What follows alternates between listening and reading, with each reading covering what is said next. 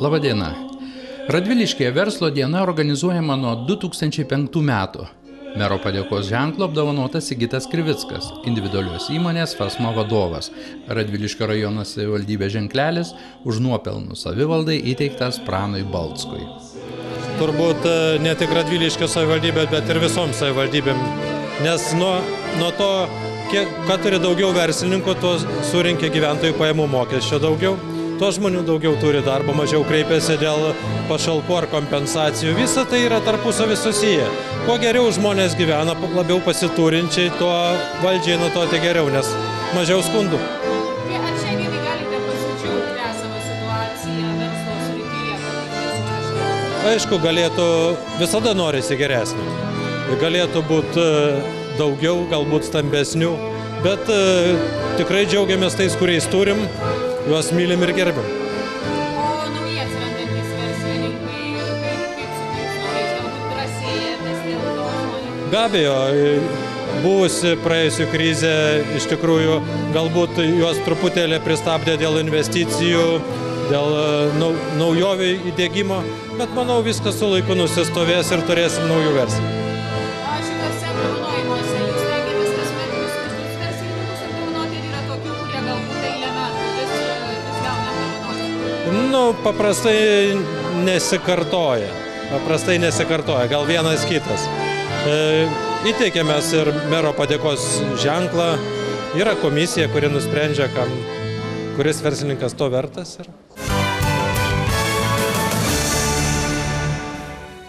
Už kūrybiškumą vystant verslą uždaroji akcinė bendrovė Vaikų sala vadovas Artūras Sipavičius. Už logistinius sprendimus uždaroji akcinė bendrovė Autokaravanas vadovas Aloyzas Grigaliūnas. Jaunasis verslininkas Mindaugas Garuckas. Uždaroji akcinė bendrovė Mindema vadovas. Verslo plėtra kaimo vietovėje Artūro Radžiūno įmonė. Vadovas Artūras Radžiūnas. Už svarų indėlį bendruomeniai uždaroji akcinė bendrovė Girilė ir kompanija vadovas Vidmantas Nikša. Socialiai atsakinga įmonė akcinė bendrovė Lietuvos geležinkeliai, Radviliškio regiono stočių skyrius, vadovė Nijolė Šerkšnienė. Sėkmingiausia moteris verslininkė Vida Daunickienė, uždaroji akcinė bendrovė Šeduvos kepykla vadovė.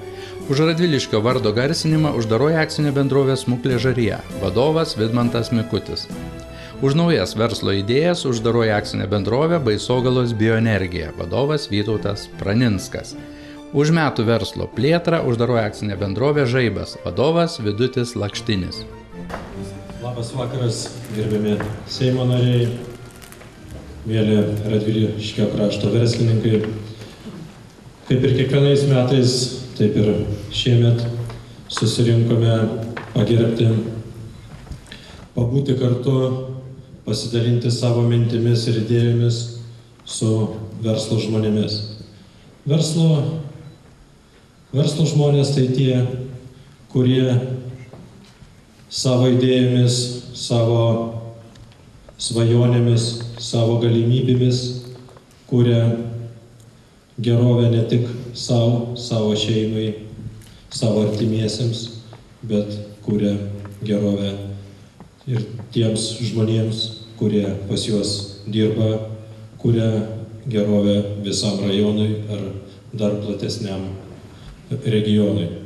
Jūsų idėjos, jūsų mintis ir jų įgyvendinimas galbūt kai kam iš šalies ir atrodo, kad nėra sudėtingas procesas.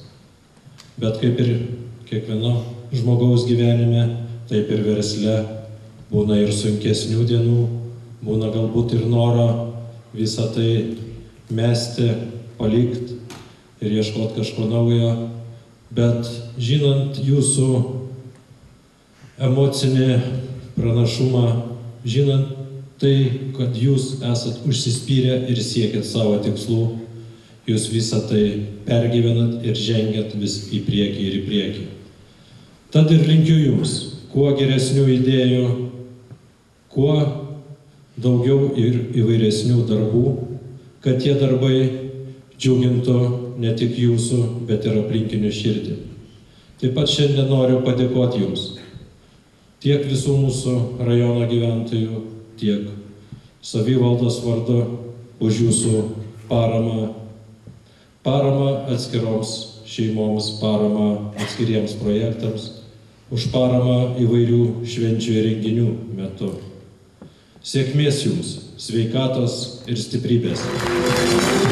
Sveiki, kartu visko įmonė Pasma, įkurta 1991 metais. Veiklą įmonė pradėjo prekiaudama grūdiniais produktais. Vėliau juos pradėjo pasuoti, o galiausiai pati juos ir gaminti pradėjo.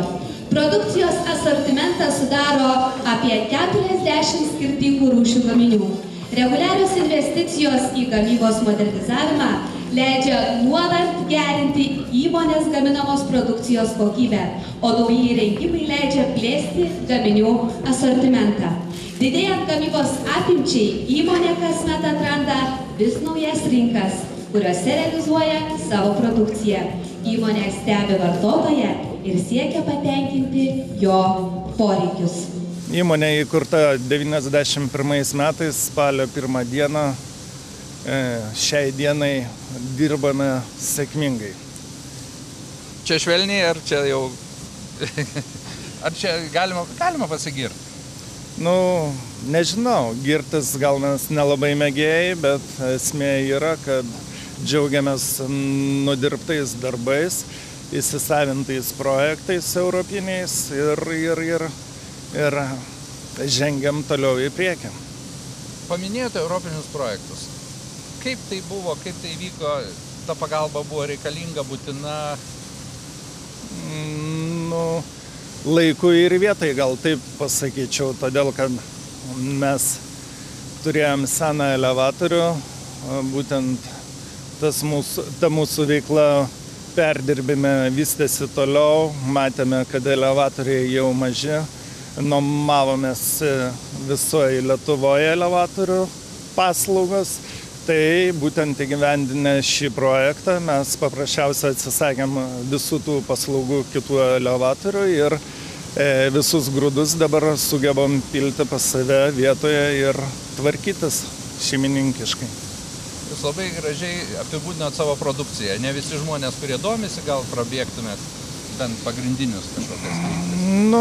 Mūsų produktai tai yra sveiko maisto produktai, galima taip sakyti, todėl kad jie yra iš natūralių grūdų gaminami, būtent natūralūs, tai visos rūšis kruopų, visos rūšis dribsnių, taip pat gaminam grikius, taip pat apdorojam žirnius, tai jokios chemijos, nieko, natūraliai viskas gaminama. Jūs esat ir savininkas, ir pats vadovaujate? Taip. Kodėl? Todėl, kad yra įdomu.